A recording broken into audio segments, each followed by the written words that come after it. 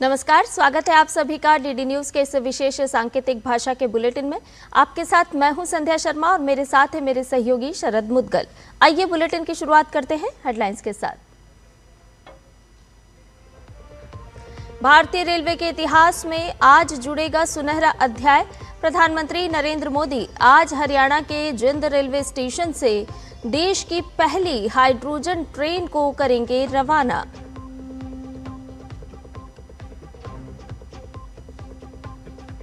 प्रधानमंत्री आज जालंधर से करेंगे 75 पुनर्विकसित रेलवे स्टेशनों का उद्घाटन। चंडीगढ़ में 4,700 करोड़ रुपए की परियोजनाओं का करेंगे शुभारंभ व शिलान्यास।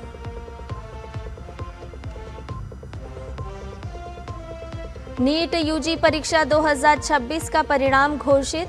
11,20,000 से अधिक छात्रों ने किया क्वालिफाई। सफल उम्मीदवारों में 58% से अधिक छात्राएं।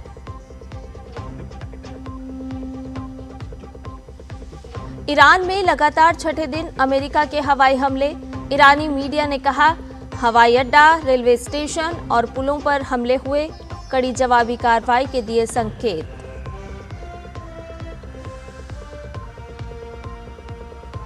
और जापान ओपन के क्वार्टर फाइनल में आज पीवी सिंधु और नोजोमी ओकुहारा के बीच मुकाबला। विश्व की 5वें नंबर की खिलाड़ी हान यू को हराकर अंतिम 8 में बनाया था स्थान। और अब सभी खबरें विस्तार के साथ जानते हैं। प्रधानमंत्री नरेंद्र मोदी आज हरियाणा में जिंद रेलवे स्टेशन पर जिंद और सोनीपत के बीच चलने वाली भारत की पहली हाइड्रोजन रेलगाड़ी को रवाना करेंगे। पूरी तरह स्वदेशी तकनीक से विकसित ये रेलगाड़ी उन्नत रेलवे इंजीनियरिंग में देश की बढ़ती क्षमताओं को दर्शाती है। इसी के साथ भारत हाइड्रोजन रेलगाड़ियां चलाने वाला जर्मनी, जापान, चीन और अमेरिका के समूह में शामिल हो जाएगा। इस रेलगाड़ी को 110 किलोमीटर प्रति घंटे की रफ्तार से चलने के लिए डिज़ाइन किया गया है।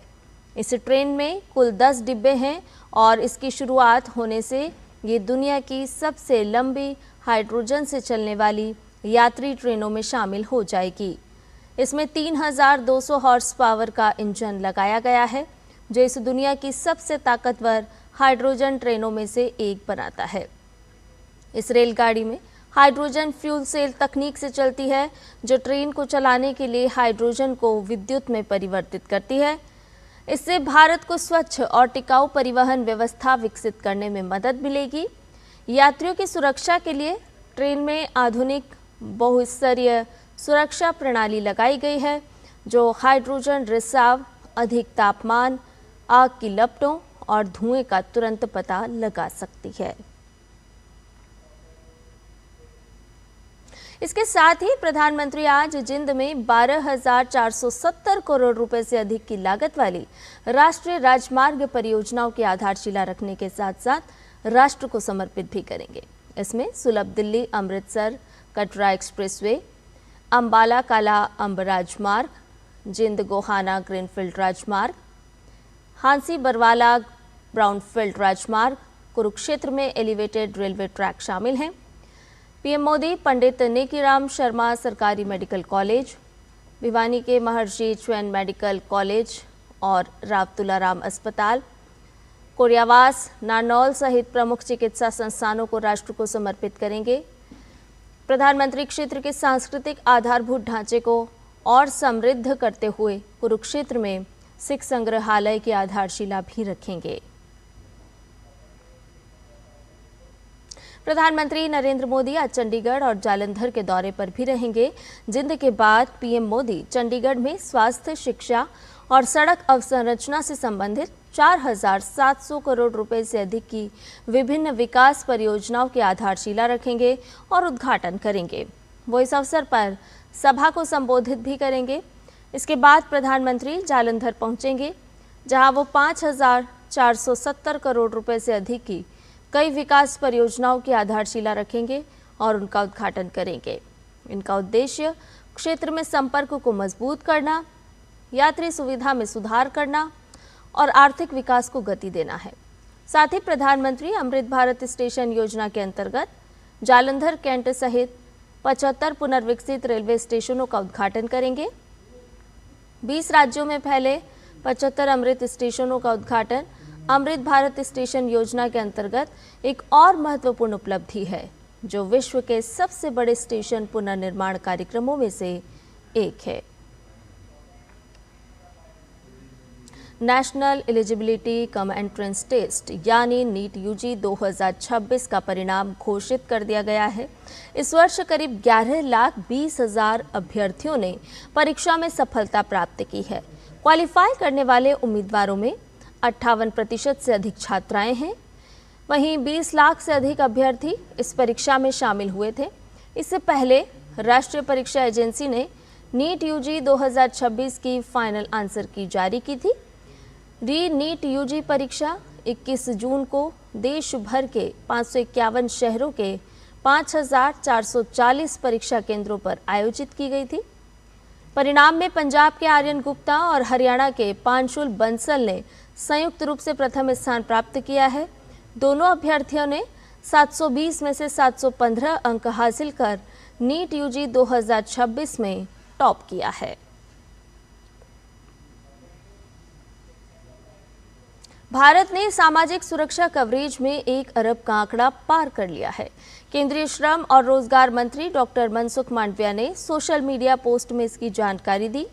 केंद्रीय मंत्री ने कहा कि प्रधानमंत्री नरेंद्र मोदी के नेतृत्व में भारत का सामाजिक सुरक्षा कवरेज 2026 में बढ़कर 68.4% हो गया है, जिससे 100 करोड़ से अधिक नागरिक सामाजिक सुरक्षा ढांचे के दायरे में आ गए हैं। 2015 में ये मात्र 19% था। उन्होंने कहा कि ये सबका साथ सबका विकास के प्रति मोदी सरकार की प्रतिबद्धता को दर्शाता है। लाखों लोगों को वित्तीय सुरक्षा, स्वास्थ्य सेवा और खाद्य सहायता प्रदान करने के उद्देश्य से चलाए जा रहे विभिन्न कल्याणकारी कार्यक्रमों के माध्यम से भारत की सामाजिक सुरक्षा प्रणाली का महत्वपूर्ण विस्तार हुआ है। भारत के मानव अंतरिक्ष मिशन गगनयान की तैयारियों के बीच स्पेस मेडिसिन और बायो एस्ट्रोनॉटिक्स के क्षेत्र में एक बड़ी पहल की गई है।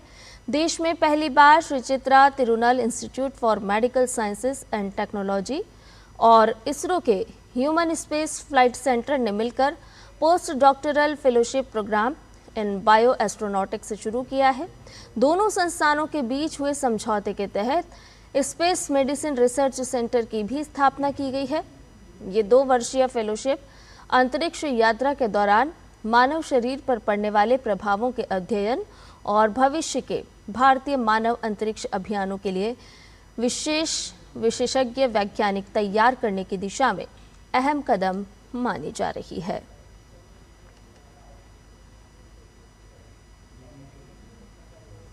ओडिशा के पुरी में भगवान जगन्नाथ की विश्व प्रसिद्ध रथ यात्रा में आज भगवान जगन्नाथ, भगवान बलभद्र और देवी सुभद्रा के रथ श्री गुंडीचा मंदिर की ओर आगे बढ़ेंगे।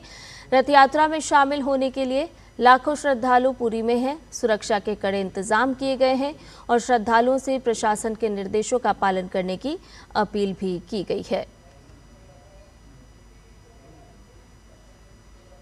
ईरान और अमेरिका के बीच जवाबी हमले जारी हैं। अमेरिका ईरान की सैन्य क्षमताओं को और कमजोर करने के लिए लगातार एयर स्ट्राइक कर रहा है। ईरानी सरकारी मीडिया के अनुसार अमेरिका के हमलों में दक्षिणी ईरान के एक हवाई अड्डे, बंदरगाह, शहर बंदर अब्बास के रेलवे स्टेशन और हॉर्मुज स्ट्रीट के पास 2 पुलों को निशाना बनाया गया। वहीं अमेरिकी राष्ट्रपति डोनाल्ड ट्रंप ने ईरान पर हवाई हमले बढ़ाने की धमकी दी है।